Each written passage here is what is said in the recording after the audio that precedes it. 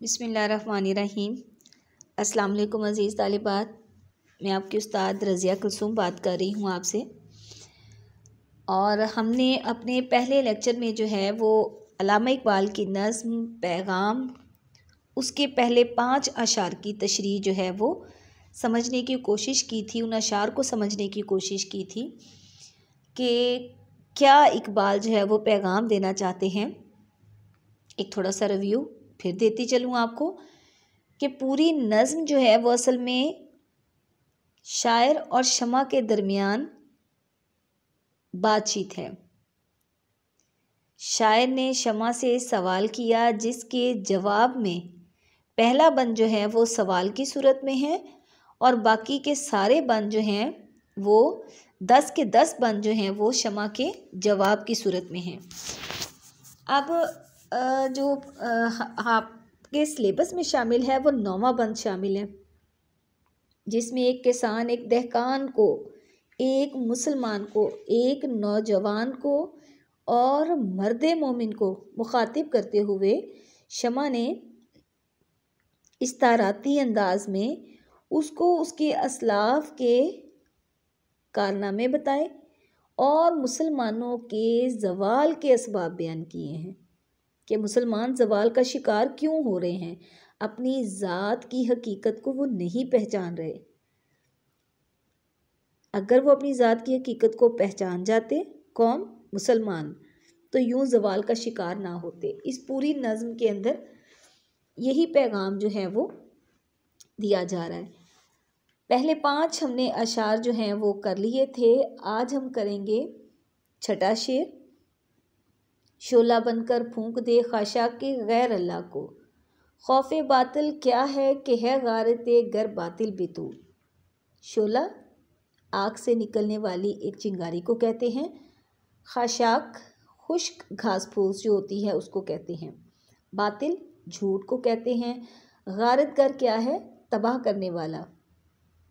इस शेर के अंदर शायर मशरिक असल में मुसलमान से मुखातिब है कि तू शोला बनकर हर उस कुव्वत को जलाकर राख कर दे जो अल्लाह के सिवा खुदाई की दावेदार है। तू बातिल से खौफजदा क्यों है जबकि तू बातिल को मिटाने वाला है। अब यहाँ पर बातिल को मिटाने वाले से मुराद आपको यकीनन हबीबुल्लाह याद आएंगे और खलीलुल्लाह याद आएंगे कि जिन्होंने बुत खाना काबा की इमारत से निकाल कर पाश पाश कर दिए थे, तोड़ दिए थे। तो वो मुसलमानों के लिए यहाँ पर शोला जो है वो इकबाल बतौर इस्तारा इस्तेमाल कर रहे हैं। शोले का जो लफ्ज़ इस्तेमाल हुआ है ये असल में मुसलमानों के लिए इस्तारा के तौर पर है कि खशा के गैर अल्लाह को राख की मानिंद जलाकर खाक कर दे। अब यहाँ पर जो खशा के गैर अल्लाह से मुराद है वो तमाम बातिल कुव्वतें जो इस दुनिया में मौजूद हैं। इसलिए इकबाल हमें कह रहे हैं कि ऐ मुसलमान, तो इन तमाम बातिल कुव्वतों को आग का शोला बनकर राख कर सकता है अपने जोश के ज़रिए, इल्म के ज़रिए, अक्ल के ज़रिए, अपने अमल के ज़रिए, इखलाक के ज़रिए, किरदार के ज़रिए। कहारियो, गफ़ारियो, कुद्दूसियो, जबरूत, ये 4 अनासिर हों तो बनता है मुसलमान। तो इंसान अपने असल को पहचाने। असल में जब तक हम मुसलमान अपनी हकीकत को नहीं पहचानेंगे तब तक हम अपना आला मुकाम हासिल नहीं कर सकते। इसलिए अजीज़ तालिबात, शायर ऐसी तमाम कुव्वतों और अवामिल को हमेशा हमेशा के लिए निस्तो नाबूद करने का दर्स दे रहे हैं। कहते हैं कि मुसलमानों के रास्ते में जो कुछ भी हो हायल है वो बातिल कुव्वतें हैं, खुदा की दावेदार हैं, ज़मीन पर खुदा बनी बैठी हैं। अब इससे मुराद देखा जाए तो बहुत गहराई में जाकर वो तमाम कुव्वतें जो कि हमारे ऊपर मुसल्लत की गई हैं, चाहे वो एटमी ताकत की सूरत में हो, मुआशी ताकत की सूरत में हो या पावर की सूरत में हो। पावर किसी भी फील्ड में पावर। तो ये सारे के सारे बातिल कुव्वतें रखने वाले कुफ्र और शिर्क के नुमाइंदे हैं, जो मुसलमानों को एक खुदा की बंदगी से निकाल कर उसे गुमराह करने के रास्ते पर तुले हैं और दुनियावी टेक्नोलॉजी का झांसा देकर उनको उनके असल मुकाम से दूर कर रहे हैं। तो यही असल में शायर यहाँ पर क्या सिखाना चाह रहा है, हम मुसलमानों को क्या दर्स देना चाह रहा है एक शमा की ज़ुबान से। शमा असल में आपको ये भी बताती चलूँ कि शमा जो है वो ज़ब्ते नफ्स की अलामत है। उर्दू शायरी में ज़ब्ते नफ्स की अलामत जो है वो शमा को समझा जाता है, बल्कि उर्दू शायरी में क्या हकीकत में भी ऐसा ही है। कहा जाता है कि जिस तरह से शमा खामोशी के साथ जलती है एक महफिल के अंदर और ज़ुबान नहीं हिलाती, बिल्कुल इसी तरह चाहिए कि जब कोई अल्लाह वाले की महफिल में बैठे हों तो खामोशी के साथ अपने दुख दर्द उसकी ज़ात के सामने बयान करो, बजाय किसी और के दर पे बयान करने के। तो शायर दूसरे मिसरे में क्या कहता है कि मुसलमान तू बातिल से क्यों दब रहा है, तुझे रब ने गलबा बनाकर भेजा, तुझे अमामत बख्शी है, तुझे क़यादत अता की गई है, तुझे मुश्किलात से टकराने के लिए भेजा गया है, तू बातिल की तबाही के लिए भेजा गया है। तेरे मुकाबले में कोई बातिल कुव्वत नहीं ठहर सकती। तेरी बहादुरी और जुर्रत की दास्तानें तारीख़ में रकम है, आसमान भी तेरी इस बहादुरी का गवाह है।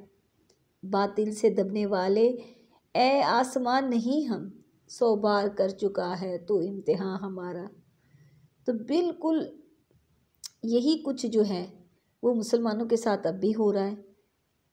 मैं आपको एक छोटा सा वाक़या बयान करती चलती हूँ, वो इससे रेलिवेंट है और इसको जो है कोशिश कीजिएगा इसी शेर के साइड पे छोटा छोटा करके अपनी बुक के ऊपर लिख लीजिएगा, ताकि आपको याददाश्त के लिए जो ये इसके नोट्स जो हैं वो बन सकें।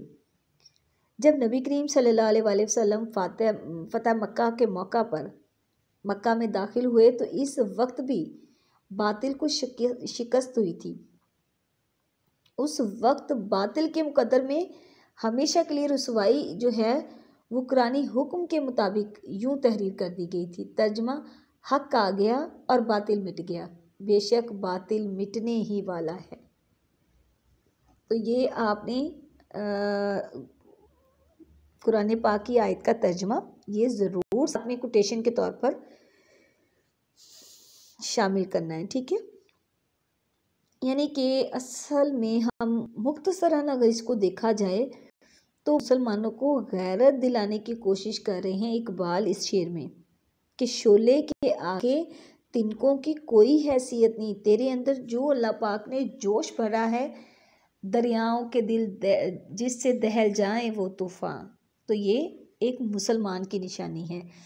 तो यहाँ पर शायर क्या कहता है कि आग एक शोले को किसी भी तिनके के सहारे की ज़रूरत नहीं है, बल्कि वो तो तिनकों के बहुत बड़े ढेर को भी जलाने का बेहतरीन काफ़ी है। यानी कि एक आग, हल्का से शोला, हल्की सी चिंगारी तिनकों के ढेर को जलाने के लिए काफ़ी है। इसलिए मुसलमानों को बातिल से खौफ खाने की ज़रूरत नहीं। मुसलमान शोला बनकर बातिल कुव्वतों को राख का ढेर बना सकते हैं। उम्मीद करती हूँ कि आपको ये अच्छे से समझ आ गया होगा। सादा सा शेर है। सादा से मुराद ये कि चूँकि हमने पीछे 5 अशआर को बड़े अच्छे से समझा है, उसी पैराए में शमा ने यहाँ पर मुसलमानों को बकअप करने की कोशिश की है, उनको हिम्मत दिलाने की, उनको हौसला दिलाने की, उनको दिलासा देने की कोशिश की है और जोश भरने की कोशिश की है इकबाल के अल्फाज की सूरत में, शायरी की सूरत में। बेखबर तू जोहरे आईनाए अय्याम है, बेखबर तो जोहरे आईनाए अय्याम है, तू ज़माने में खुदा का आखिरी पैगाम है। ये हमारा नज़्म पैगाम का 7वां और आखिरी शेर है, जिसके अंदर शायर क्या कहता है। अच्छा, अय्याम जो है, आईनाए अय्याम, इसको कहते हैं वक्त का आईना। आईना कहते हैं आईने को, शीशे को। अय्याम कहते हैं वक्त को। ज़माना क्या है? दुनिया है। इस आखिरी शेर के अंदर मुसलमानों की इनकी हकीकत की तरफ मुतवज्जो करते हुए इकबाल कहते हैं कि अपनी हकीकत से नावाकिफ़ मुसलमान, तू वक्त का आईना है जिसमें सब अपनी शबियत देखते हैं। तू अल्लाह का आखिरी पैगाम है, यानी कुरान का हामिल व आमिल है। तेरे बाद ना तो कोई और उम्मत आएगी, क्योंकि तू आखिर ज़मां सल्लल्लाहु अलैहि वसल्लम की आखिरी उम्मत है, यानी कि आप सल्लल्लाहु अलैहि वसल्लम आखिरी पैगंबर, आखिरी दीन इस्लाम को मुकम्मल करने वाले, अल्लाह के पैगाम को मुकम्मल करने वाले। तो उन्होंने यहाँ पर मर्द मुसलमान के लिए जोहरे आईना अय्याम का इस्तारा इस्तेमाल किया है। किसने? इकबाल ने। तो शायर हमें बताते हैं कि आम शीशे और आईने में बुनियादी फ़र्क क्या है? अक्स दिखाना है। शीशा तो आपने अजीज़ तालिबात देखा होगा आपके घर की खिड़कियों पे, विंडोज़ पे और कहीं ना कहीं लगा हुआ, जिसमें आपका अक्स नज़र नहीं आता। परछाई की सूरत में कोई नज़र आ जाए तो आ जाए, एक हवेला सा कि कोई खड़ा है या कोई मेल है फीमेल है, मतलब इस तरह से पता चलता है, लेकिन आपका अपना अक्स आता ज़रूर है, लेकिन आईने की सूरत में आप अपना चेहरा नहीं दे सकती हैं। तो बिल्कुल इसी तरह से आम शीशे और आईने में जिस तरह से बुनियादी फ़र्क है, यानी शीशे के पीछे ख़ास किस्म का एक मवाद जो है वो लगाया जाता है। तो वो जो मवाद है वो जौहर है, वो जौहर लगाया जाता है और फिर इसके ऊपर रंग कर दिया जाता है, जिससे वो शीशा आईने में बदल जाता है। इसी तरह शायर कहता है कि अगर आईने के पीछे लगे हुए इस मवाद को किसी खुरदरी चीज़ से खुर्च दिया जाए तो आईना अक्स दिखाने से महरूम हो जाता है। इसी तरह से इकबाल मुसलमानों को इसकी अहमियत से आगाह कर रहे हैं कि ऐ मुसलमान, तेरी हैसियत ज़माने के शीशे पे लगे हुए इस जौहर की सी है जो इसे आईना बना देता है। कितनी अहम बात है जो इकबाल ने इतने खूबसूरत अंदाज में ऐसे सादगी के साथ, फ़्लो के साथ बयान कर दी कि हर एक शेर के अंदर छुपा हुआ ख़जाना है हमारे लिए।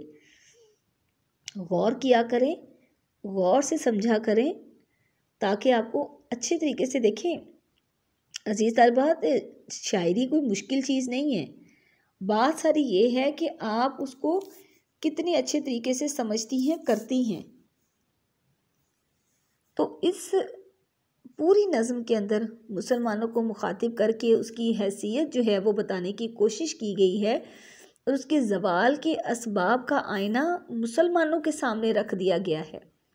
और आखिरी शेर में उसको कहा है कि तेरी हैसियत ज़माने के शीशे पे लगे हुए इस जौहर की सी है जो इसे आईना बना देता है, जिसमें खुदा की ज़ात और सिफ़ात का अक्स नज़र आता है और वो खुदा का पैगाम बरहन बन जाता है।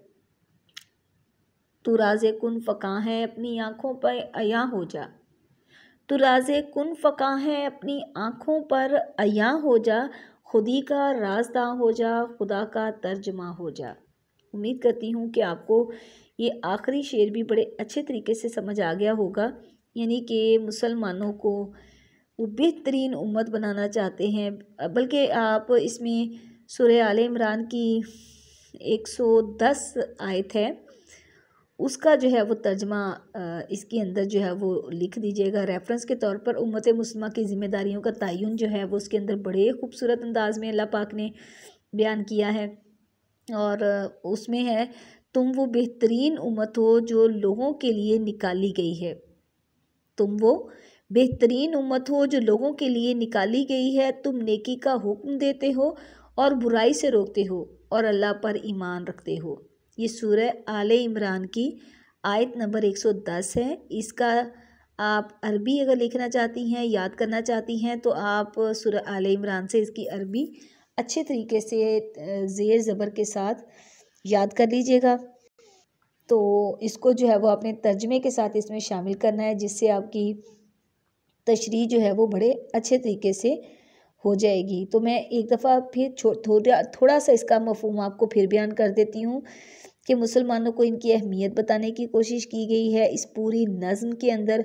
और आखिरी शेर के अंदर ख़ास तौर पर उसको वो ख़ास आईने का जौहर कहा गया है एक मुसलमान को, जो कि शीशे में और आईने में वाज़ेह फ़र्क करता है। इंसान तो सभी हैं, लेकिन उनके अंदर से जिस तरह से फ़र्क शीशे और आईने के अंदर से करना जो है वो गौर से करने वाली बात है। इसी को शीशे देखने वाले को लोग आईना कह देते हैं, शीशा भी कह देते हैं, जबकि आईना आईना होता है, शीशा शीशा होता है। बिल्कुल इसी तरह से एक मुसलमान जो है, जो कि मुकम्मल तौर पर मर्द मोमिन है, वो ही मुसलमान है कहलाता। इंसान तो बहुत सारे हैं, मर्द मोमिन कोई है। तो बिल्कुल शेर के अंदर भी मुसलमान जो है वो दुनिया में इस जौहर की मानीत है, जो आईने को इस काबिल कर देता है कि वो इसमें अक्स दिखाना शुरू कर दे। तो इस बात को समझने की बहुत ज़्यादा मुसलमानों को ज़रूरत है कि ये जो दुनिया है वो जौहर है, और इस दुनिया की हुस्न और रहनाई जो है वो एक मुसलमान के आमाल, आदात व अतवार, इखलाक और रहन सहन के तौर तरीके हैं। उम्मीद करती हूँ कि आपको बड़े से समझ आ गई होगी, और अगले लेक्चर के लिए आपसे इजाज़त चाहूँगी। फिर इंशाल्लाह जो है अगले लेक्चर में आपसे फिर मुलाकात होगी। और प्लीज़ बच्चों, इसको साथ के साथ आप याद करें, अच्छे तरीके से करें। आपके पास टाइम है, घर में बैठे हैं आप लोग, इसको जो है एक एक करके इसका शेर याद करें, इसका रेफरेंस याद करें और मफ़हूम याद करें, खुलासा ख़ास तौर पे याद करें। साथ के साथ करते जाएंगे तो आपको मुश्किल नहीं होगी। खुलासा आपने 7 से 8 लाइनें, बस इससे ज़्यादा नहीं, 5, 6, 7, 8, इससे ज़्यादा आपकी लाइनें नहीं होनी चाहिए। अगर आप पूरा चौड़ाई की सूरत में बड़ा बड़ा करके लिखेंगी तो फिर आपकी 6 से 7 लाइनें, और अगर आपकी राइटिंग बहुत छोटी है तो 5 से 6 लाइनें या 7, बस 6, 7, 8 लाइन से ज़्यादा आपका खुलासा नहीं होना चाहिए। पूरे पेज पे तो हरगिज़ आपने बयान नहीं करना है, ठीक है। 5 नंबर का ही आपका सवाल है और 5वें नंबर पर ही इसको हल करना होता है। तो कोई आपको मुश्किल हो इसमें, जो आपको समझ ना आए, आप मुझे व्हाट्सएप ग्रुप में जो है वो क्वेश्चन कर सकती हैं, और अपनी अटेंडेंस ख़ास तौर पे श्योर करें। अपनी अटेंडेंस रोल नंबर वाइज जो है वो प्रेजेंट बोलना है, ठीक है। प्रेजेंट से मुराद ये कि लिखना है आपने। तो और मैं फिर इधर आपकी नोट करती जाऊंगी, क्योंकि आपकी अटेंडेंस बहुत ज़रूरी है। इसके बगैर आप ये जिस तरह से आपके कॉलेज के अंदर अटेंडेंस होती है, बिल्कुल इसी तरह से ये आपकी अटेंडेंस काउंट होगी। वो भी आपकी अटेंडेंस काउंट होती है जब आपके एडमिशन जाते हैं और आपको ढेरों के हिसाब से फ़ाइन फिर पड़ता है। तो कोशिश करें अपने लेक्चर रेगुलर लें। रेगुलर लेने से मुराद ये है कि अगर आपसे कुछ इसमें मिस हो भी जाए तो बाद में भी आप ले सकती हैं, लेकिन फ़ौरन जो आपका टाइम है 10:30 से 11 बजे, उसमें आपने लाजमी अपनी प्रेजेंट को शो करना है, अपनी अटेंडेंस को देना है। हमने साथ के साथ आपकी अटेंडेंस जो है वो भेजनी है, ठीक है। उम्मीद करती हूँ कि आपको बात अच्छे तरीके से समझ आ गई होगी। ये आपको लेक्चर भी समझ आ गया होगा। इकबाल को समझना, इकबाल शनासी को इख्तियार करना और इकबाल के अल्फाज से मोहब्बत करना हर किसी के बस की बात नहीं है, और मुझे उम्मीद है कि आपको इसकी समझ आ गई होगी।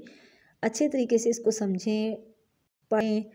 और इस्तारा क्या है ये मैं आपको पहले से 4 क्लासेस में करवा चुकी हूँ, चूँकि इसलिए आप लोग एक दफ़ा फिर उसको इस्तारा को समझ लें कि तशबीह क्या है, इस्तारा क्या है, मतला, मक्ता, रदीफ, काफ़िया क्या है, ठीक है। तो क्योंकि इसमें पूरी की पूरी नज़्म में इस्तारा इस्तेमाल हुआ है, इसलिए आप उसकी एक दफ़ा डेफिनेशन फिर से याद कर लें ताकि आपको समझने में और उसको बयान करने में आसानी हो। अगले लेक्चर के लिए आपसे इजाज़त चाहती हूँ। अल्लाह हाफ़िज़।